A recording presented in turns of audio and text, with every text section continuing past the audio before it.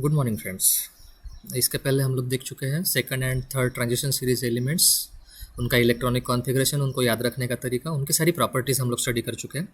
आज हम लोग इनको कंपेयर कैसे करेंगे, उनका कंपेरेटिव ट्रीटमेंट क्या होता है, स्टडी कैसे करना है, वो देखने की कोशिश करते हैं। देखिए, comparative treatment of 4D 5D series with 3D series. अभी ऐसा क्यों लिखा है? क्योंकि 4D 5D के जो प्रॉपर्टीज़ है लगभग सेम आएंगे as compare to 3D। 3D के डिफरेंट रहेंगे, 4D 5D के कंबाइनली डिफरेंट रहेंगे एज कम्पेयर टू 3D। जो केमिकल प्रॉपर्टीज़ है सेकंड और थर्ड ट्रांजिशन सीरीज की, ये वेरी मच सिमिलर है, but they show large differences in properties from the first transition series. अभी जो मेन पॉइंट्स है डिफरेंसेस के, वो हम लोग थोड़ा डिटेल में डिस्कस करने की कोशिश करेंगे। देखिए कौन से हैं। सबसे पहला जो फैक्टर है वो है आयोनिक रेडाई। देखिए, when we go down in a group, जब हम लोग ग्रुप में नीचे जाते हैं, ionic radii increases because incoming electron जो है वो कहाँ पे एंटर करेगा? नेक्स्ट शेल में। नेक्स्ट शेल की साइज ज़्यादा रहती है, इसलिए ऊपर से नीचे जाते समय जो शेल की साइज है वो इंक्रीज होगी, इसका मतलब आयोनिक रेडियस भी इंक्रीज होगी। इन case of D block element, जो एलिमेंट्स रहेंगे फर्स्ट ग्रुप में वो शो करेंगे एक्सपेक्टेड इंक्रीज। इसका मतलब पहला ग्रुप मतलब वो जो पहली लाइन रहेगी वर्टिकल वाली, उसमें देखेंगे, देखिए स्कैंडियम के नीचे वाई है, उसके नीचे येले है। स्कैंडियम की साइज कम रहेगी, वाई की थोड़ी ज़्यादा रहेगी और येले की उससे भी ज़्यादा रहेगी। But in case of other groups there is an increase in atomic ionic radii between first to second transition element, but there is almost no change between second and third. यानी कि अगर हम लोग सीधे तरीके से बात करें तो स्कैंडियम से हम लोग जब इट्रियम की तरफ जाते हैं तो साइज बढ़ती है, इट्रियम से लेकर लैंथनम तक जाते हैं तो साइज बढ़ती है। लेकिन अगर इनके अलावा अगर बाकी एलिमेंट देखते हैं, फर्स्ट सीरीज, सेकंड सीरीज और थर्ड सीरीज के, तो फर्स्ट से थर्ड सेकंड में जब जाएंगे तो साइज बढ़ेगी, लेकिन सेकंड से थर्ड में जब जाएंगे तो साइज में लगभग कोई चेंज नहीं होगा। This is because between La and HF there are 14 lanthanide elements. La और HF के बीच में 14 लैंथेनाइड एलिमेंट होते हैं, और इन लैंथेनाइड एलिमेंट्स में लैंथेनाइड कॉन्ट्रैक्शन होता है। कॉन्ट्रैक्शन होता है मतलब उनकी साइज हो जाती है कम। इसका मतलब क्या होगा? लैंथनम के बाद हम लोगों ने जो सीरीज में HF वगैरह लिखा है, उसके बाद वाले एलिमेंट लिखे हैं, उनकी साइज जो है वो लैंथनम से कम हो जाएगी, बहुत ज़्यादा कम हो जाएगी। किसकी वजह से? लैंथेनाइड कॉन्ट्रैक्शन की वजह से, क्योंकि लैंथनम के बाद आते हैं 14 एलिमेंट्स और वो 14 एलिमेंट की साइज ऑलरेडी कम हो चुके हैं। इसका मतलब HF की साइज भी ऑटोमेटिकली कम ही रहेगी।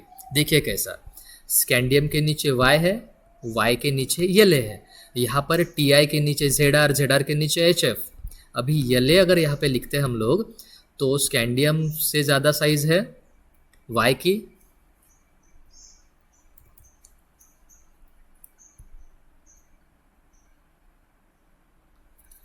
और Y से ज़्यादा साइज है La की।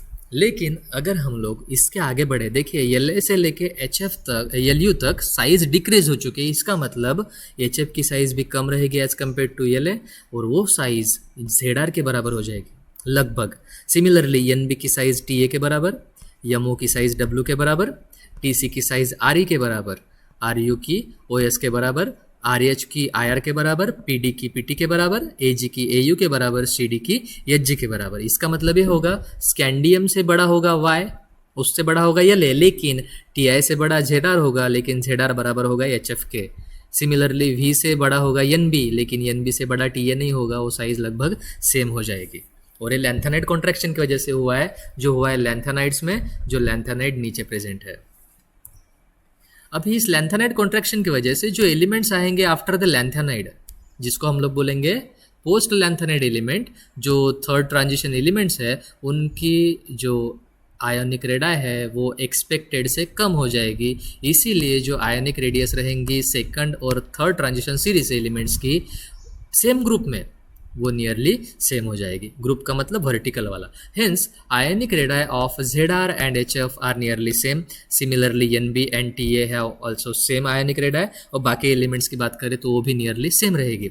Due to same ionic radii it is very difficult to separate 4D elements from 5D element. मतलब सेकंड और थर्ड को हम लोग इजीली सेपरेट नहीं कर सकते, बट जो आयोनिक रेडाई है वो 3D एलिमेंट्स की वो डिफरेंट रहेंगी as compare to 4D and 5D। इसीलिए 3D एलिमेंट्स को हम लोग इजीली सेपरेट कर सकते हैं 100% प्योरिटी के साथ। किससे? 4D से और 5D से। इसीलिए जो सेकंड और थर्ड ट्रांजिशन एलिमेंट्स है उनमें नियरली सेम आयनिक रेडियस है, लेकिन डिफरेंट है, but different from ionic radii of first transition series elements. उनकी आयनिक रेडियस डिफरेंट रहेगी फर्स्ट ट्रांजिशन सीरीज से, जिसको हम लोग बोलते हैं 3D सीरीज। कलर्स देखते हैं। Most of the transition metal ions जो रहेंगे वो कलर्ड रहेंगे due to presence of unpaired D electrons. लेकिन जब विजिबल लाइट एब्जॉर्ब होगा और रिमेनिंग ट्रांसमिट होगा by the substance, then it appears coloured. जो डी ऑर्बिटल्स रहेंगे मेटल्स के वो स्प्लिट हो जाएंगे दो सेट्स में, जिसको हम लोग बोलते हैं T2G और EG। जो लोअर एनर्जी लेवल रहेगी और हायर एनर्जी लेवल रहेगी। This splitting is due to repulsion between D electrons. अभी ये जो स्प्लिटिंग होता है वो होता है डी इलेक्ट्रॉन्स में रिपल्शन की वजह से, और इलेक्ट्रॉन्स जो रहेंगे लिगेंड्स के उन सब में रिपल्शन आएगा। जो विजिबल लाइट रहेगा वो फॉल होगा सब्सटेंस के ऊपर। सो इलेक्ट्रॉन जो रहेंगे लोअर डी ऑर्बिट से वो प्रमोट हो जाएंगे हायर डी ऑर्बिट में, और कुछ देर के बाद वापस भी आ जाएंगे। After some time this electron returns to lower D orbital. जब ऊपर से नीचे आएगा मतलब हायर एनर्जी से लोअर एनर्जी में जाएगा, ड्यूरिंग रिटर्निंग ये जो इलेक्ट्रॉन है वो इमिट करेगा energy in the form of visible coloured light. अभी ये जो कलर है ये कलर कॉम्प्लीमेंट्री रहेगा to the colour of absorbed light. मतलब उसने जो कलर एब्जॉर्ब किया उसी का कॉम्प्लीमेंट्री कलर वो इमिट करेगा, उसी कलर का वो दिखेगा। इसीलिए इनके जो कंपाउंड्स है वो कलर शो करते हैं। कलर क्यों शो करेंगे? क्योंकि इनकी जो ऑर्बिट है वो ऑर्बिट दो सेट में डिवाइड हो जाएगी, एक लोअर एनर्जी ऑर्बिट और एक हायर एनर्जी ऑर्बिट। इलेक्ट्रॉन के ऊपर जब लाइट पड़ेगा तो इलेक्ट्रॉन यहाँ से ऊपर चला जाएगा। ऊपर जाने के बाद थोड़ी देर रहने के बाद वो नीचे आएगा। नीचे जब आएगा तो एनर्जी लाइट इमिट करेगा। पहले एब्जॉर्ब किया तो ऊपर गया, जब ऊपर से नीचे आया तो लाइट इमिट किया, लेकिन ये एब्जॉर्ब वाला लाइट इमिटेड लाइट से अलग रहेगा। इसीलिए वो कॉम्प्लीमेंट्री रहेंगे एक दूसरे के। इसका मतलब इमिटेड लाइट एब्जॉर्ब लाइट के ऊपर डिपेंड करेगा, लेकिन उसके जैसा नहीं होगा। इट इज ऑब्जर्व दैट जो कॉम्प्लेक्सेस है 3D एलिमेंट्स के ये मोर कलर्ड है as compare to the complexes of 4D and 5D। देखिए 3D के जो कंपाउंड्स है वो कलर्ड है एज कम्पेयर टू 4D और 5D। 4D में और 5D में न्यूक्लियर चार्ज ज़्यादा रहेगा, इसीलिए वो लिगेंड्स को खुद की तरफ ज़्यादा अट्रैक्ट करेगा। इसीलिए 4D और 5D में जो स्प्लिटिंग है डी ऑर्बिट की वो ज़्यादा रहेगी। स्प्लिटिंग ज़्यादा रहेगी तो ज़्यादा डेल्टा वैल्यू होगी। बट अगर हम लोग 3D एलिमेंट्स की बात करते हैं तो न्यूक्लियर चार्ज कम रहता है, इसीलिए उसकी तरफ लिगेंड ज़्यादा स्ट्रांगली अट्रैक्ट नहीं होते, ज़्यादा पास अट्रैक्ट नहीं होते। इसीलिए वहाँ पर जो स्प्लिटिंग होगी डी ऑर्बिट की वो कम रहेगी। इसका मतलब इसकी डेल्टा वैल्यू कम रहेगी। अभी देखिए लेस स्प्लिटिंग की वजह से जो ऑर्बिट है डी ऑर्बिट्स 3D एलिमेंट जो है वो रेडिएशन एब्जॉर्ब करेंगे लोअर एनर्जी का, जिसकी वजह से इलेक्ट्रॉन जो है वो आसानी से कम एनर्जी एब्जॉर्ब करके भी ऊपर वाली एनर्जी में यानी कि lower energy to higher energy में आसानी से जा सकता है। ऐसे सब्सटेंसेस जो एब्जॉर्ब हो गए लोअर एनर्जी में they are generally dark in colour. देखिए लो एनर्जी एब्जॉर्ब करेंगे तो ज़्यादा कलर दिखाएंगे, ज़्यादा डार्क कलर दिखाएंगे। And so 3D complexes are more coloured और डार्क इन कलर। अभी यही रिलेशन हम लोग मैग्नेटिक प्रॉपर्टीज़ में भी दिखा सकते हैं। But in 4D and 5D orbital splitting is more. Splitting अगर मोर होगी तो उसको एब्जॉर्ब होने वाली एनर्जी भी ज़्यादा लगेगी, यानी प्रमोशन ऑफ इलेक्ट्रॉन जो रहेगा वो हायर एनर्जी में होगा from lower to higher energy D orbital. और ऐसे सब्सटेंसेस जो एब्जॉर्ब करेंगे हायर एनर्जी रेडिएशन, इनको हम लोग जनरली जो दिखेंगे वो फेंट कलर दिखेंगे। इसीलिए 4D और 5D कॉम्प्लेक्सेस जो है वो लेस कलर्ड रहेंगे या फिर फेंट कलर रहेंगे। 3D कॉम्प्लेक्सेस जो है जनरली हाई स्पिन कॉम्प्लेक्सेस रहेंगे, that is they have more unpaired d electrons, so these complexes are more colored। इसके अपोजिट होगा 4D और 5D कॉम्प्लेक्सेस जनरली उधर हाई स्पिन थे, ये लो स्पिन कॉम्प्लेक्सेस रहेंगे, और इसमें मोर अनपेयर्ड इलेक्ट्रॉन थे, इसमें लेस अनपेयर्ड इलेक्ट्रॉन रहेंगे। So this complexes are less coloured या फिर इसको हम लोग बोलते हैं फेंट। यहाँ पे ज़्यादा कलर्ड या फिर डार्क थे। मैग्नेटिक प्रॉपर्टीज़ देखेंगे, ये भी डिपेंड करता है अनपेयर्ड इलेक्ट्रॉन्स के ऊपर। पैरामैग्नेटिक सब्सटेंसेस देखते हैं। ऐसे सब्सटेंसेस जो जनरली अट्रैक्ट होंगे बाय मैग्नेटिक फील्ड, इसको हम लोग बोलते हैं पैरामैग्नेटिक सब्सटेंस। इनमें एक या फिर एक से ज़्यादा अनपेयर्ड इलेक्ट्रॉन रहते हैं। प्रेजेंस ऑफ अनपेड इलेक्ट्रॉन की वजह से जो मैक्सिमम ट्रांजिशन एलिमेंट्स है ये पैरामैग्नेटिक रहते हैं नेचर में. More is the number of unpaired electrons, more is the paramagnetic character. Paramagnetic substances जो है वो अलाउ करते हैं मैग्नेटिक लाइंस ऑफ फोर्स को उसके अंदर से पास होने के लिए.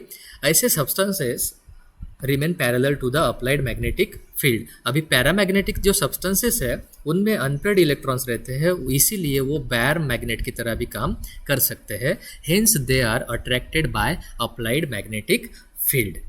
वो मैग्नेटिक फील्ड की तरफ अट्रैक्ट करेंगे. ये हो गई पैरामैग्नेटिक सब्सटेंस की खासियत. अभी डायमैग्नेटिक सब्सटेंस देखिए, ये सब्सटेंस रिपेल होंगे मैग्नेटिक फील्ड से, इनको डायमैग्नेटिक बोलते हैं. इनमें सारे के सारे इलेक्ट्रॉन्स पेयर्ड होते हैं, जो मैग्नेटिक लाइंस ऑफ फोर्स है इनमें से पास नहीं होती है, और ऐसे सब्सटेंस खुद को अलाइन करते हैं perpendicular to the magnetic field. Diamagnetic substance में जो मैग्नेटिक मोमेंट है वो जीरो रहता है. जब ऐसे सब्सटेंस को हम लोग प्लेस करेंगे मैग्नेटिक फील्ड में तो कुछ मैग्नेटिक मूवमेंट जो है वो खुद में इंड्यूस होगा, लेकिन ये this produces similar magnetic poles. दोनों के दोनों मैग्नेटिक पोल सेम होंगे, so they show repulsion with the applied magnetic field. That is diamagnetic substances are repelled in magnetic field. अभी जो स्पिन मोशन है और ऑर्बिटल मोशन है इलेक्ट्रॉन की, वो रिस्पॉन्सिबल होते हैं किसके लिए? Magnetic property of the substance के लिए, जो हम लोग ऑलरेडी पढ़ चुके हैं. लेकिन ट्रांजिशन एलिमेंट्स में सिर्फ स्पिन मोशन रहती है, क्योंकि उसका ऑर्बिटल कंट्रीब्यूशन क्वेंच हो जाता है इंटरैक्शन विद द लिगेंड्स की वजह से. लेकिन अगर हम लोग कंपेयर करते हैं 3D, 4D और 5D, तो 3D एलिमेंट्स के साथ अगर हम लोग 4D, 5D कंपेयर करते हैं तो उनमें कुछ ऑर्बिटल मैग्नेटिक मूवमेंट ज़रूर होता है. किसमें? 4D और 5D में एज कम्पेयर टू 3D. इस जो कंपाउंड्स रहेंगे 3D एलिमेंट्स के, वो स्ट्रॉन्ग मैग्नेटिक प्रॉपर्टीज दिखाएंगे. इन case of 3D metal ions, quenching जो रहती है ऑर्बिटल मोशन की इलेक्ट्रॉन्स की, वो कंपैरेटिवली लार्ज रहती है. इसीलिए 3D एलिमेंट्स में जो मैग्नेटिक कैरेक्टर है वो मेनली किसके ऊपर डिपेंड करेगा? ऑर्बिटल मोशन तो बची नहीं, सिर्फ बचा है स्पिन मोशन. सो इन 3D एलिमेंट्स जो कैलकुलेटेड मैग्नेटिक मोमेंट रहेगा और ऑब्जर्व मैग्नेटिक मोमेंट रहेगा वो नियरली सेम रहेगा. अभी हम लोग अगर 4D, 5D की बात करते हैं तो क्या होता है देखिए. क्वेंचिंग ऑफ ऑर्बिटल मोशन जो रहती है इलेक्ट्रॉन की, वो कंपेरेटिवली स्मॉल, यहाँ पे लार्ज थी. इसकी वजह से ये क्यों होगा? क्योंकि 4D और 5D की साइज़ थोड़ी सी ज़्यादा होती है. So they have some orbital contribution. अभी इस ऑर्बिटल कंट्रीब्यूशन की वजह से क्या होता है, जो दोनों के दोनों ऑर्बिटल और स्पिन मोशन जो रहेंगे इलेक्ट्रॉन के, वो डिटरमाइन करेंगे मैग्नेटिक प्रॉपर्टी. इसीलिए 4D और 5D में जो कैलकुलेटेड मैग्नेटिक मूवमेंट है और ऑब्जर्व मैग्नेटिक मूवमेंट है वो सेम नहीं होते हैं. जो 3D कॉम्प्लेक्सेस है वो जनरली हाई स्पिन कॉम्प्लेक्सेस रहते हैं, इसका मतलब उनमें ज़्यादा अनपेड इलेक्ट्रॉन रहेंगे, hence they have more paramagnetic character. लेकिन अगर हम लोग 4D और 5D की बात करते हैं तो इनके रहते हैं लो स्पिन कॉम्प्लेक्सेस. लो स्पिन का मतलब उनमें less number of unpaired electron रहेंगे, इसका मतलब इनमें जो पैरामैग्नेटिक कैरेक्टर आएगा वो आएगा less as compare to 3D. अभी इनके ऑक्सीडेशन स्टेट के बारे में बात करते हैं. देखिए, जो ट्रांजिशन एलिमेंट्स है have a tendency to show variable oxidation state. जैसे n-1d और ns ऑर्बिटल है, उनकी नियरली सेम एनर्जी होती है. इसका मतलब जो एलिमेंट्स है वो इलेक्ट्रॉन को लूज कर सकते हैं फ्रॉम बोथ दिस ऑर्बिटल्स. इसीलिए जो ट्रांजिशन एलिमेंट्स है have variable oxidation states. Lower oxidation state किसके बराबर होगी? Is equal to the number of electrons present in ns orbital. और हाईएस्ट ऑक्सीडेशन स्टेट मतलब दोनों का addition, electrons in ns orbital plus the number of unpaired electrons present in n-1d orbital. अभी जो oxidation state होगी 3D elements की, ये related होती है उनके इलेक्ट्रॉनिक कॉन्फ़िगरेशन से. लेकिन अगर हम लोग ऑक्सीडेशन स्टेट की बात करते हैं 4D और 5D की, तो ये उनके इलेक्ट्रॉनिक कॉन्फ़िगरेशन से रिलेटेड नहीं होती है. इन 3D एलिमेंट्स Mn की जो ऑक्सीडेशन स्टेट है वो +7 है मैक्सिमम. लेकिन 4D, 5D में बात करें तो RU और OS में जो मैक्सिमम ऑक्सीडेशन स्टेट है वो +8 है.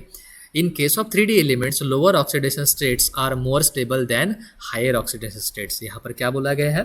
3D एलिमेंट्स में जो ऑक्सीडेशन स्टेट स्टेबल रहेगी वो रहेगी लोअर वाली as compare to higher. For example MnO4 2 negative है, स्ट्रॉन्ग ऑक्सीडाइजिंग एजेंट है, जिसमें Mn के ऊपर +7 ऑक्सीडेशन स्टेट है.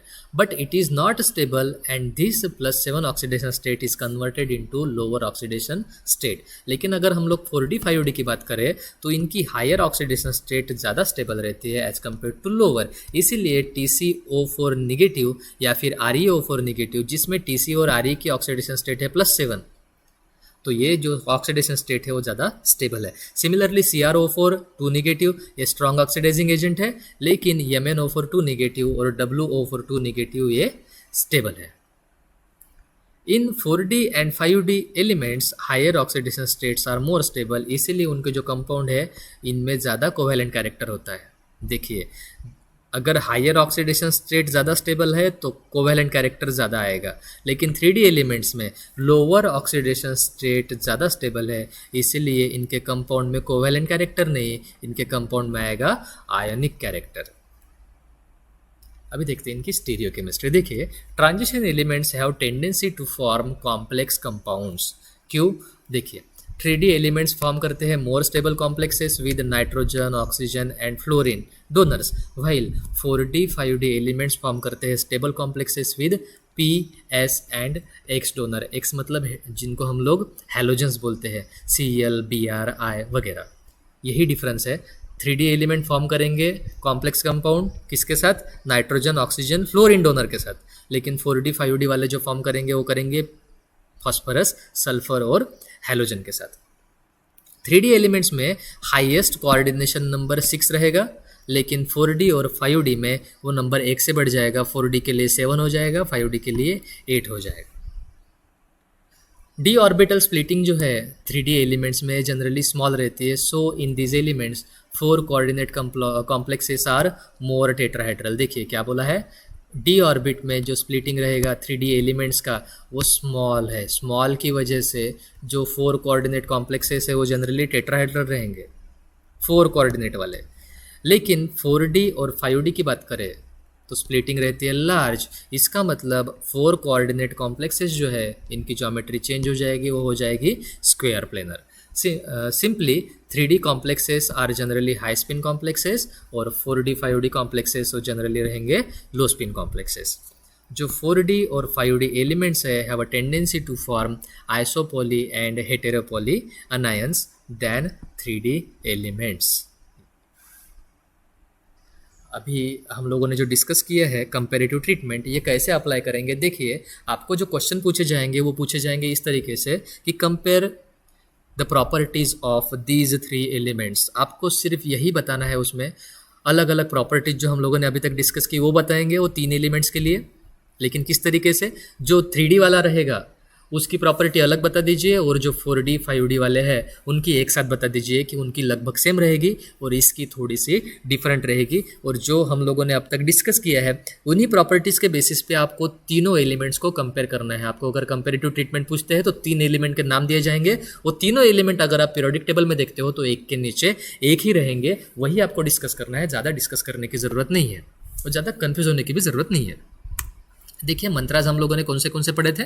स्कटी वक्रमन फेकोनिकुजन जो पहली सीरीज के लिए था, दूसरी सीरीज के लिए था याकूब का जर्दा, नायाब मोहित का तंबाकू, रूठे राहुल के पैड में चांदी का कड़ा। उसके बाद जो थर्ड सीरीज थी जिसको हम लोग 5D एलिमेंट बोलते हैं, उनके लिए मंत्र था ला हफ्ता वारे ओसामा, इराक, पाकिस्तान और हंगेरी। और ऑक्सीडेशन स्टेट के लिए जो हम लोगों ने मंत्र याद किया था पहली सीरीज के लिए वो था कुकर का मन बड़ा होता है और दिल में हो गया छेद, 5 नंबर का। और जो नंबर्स थे देखिए कैसे, कुकर के लिए कुकर कोड था हमारा फर्स्ट ट्रांजिशन सीरीज के लिए इलेक्ट्रॉनिक कॉन्फ़िगरेशन के लिए। सेकंड ट्रांजिशन सीरीज के लिए हम लोगों ने मंत्र याद रखा है 2211, देखिए कैसे 2211 211 012। और थर्ड ट्रांजिशन सीरीज के लिए हम लोगों ने इलेक्ट्रॉनिक कॉन्फ़िगरेशन का मंत्र याद रखा है 1 2 3 4 5 6 7 8 नहीं है 9 10 10। और इनर्ट गैसेस के लिए हम लोगों ने सिंपली नंबर को ऐड करते जाना है, helium, neon, argon, krypton, xenon, और नंबर है 2 8 8 18 18 32। इस तरीके से आपको सारा का सारा याद रह जाएगा। Thank you.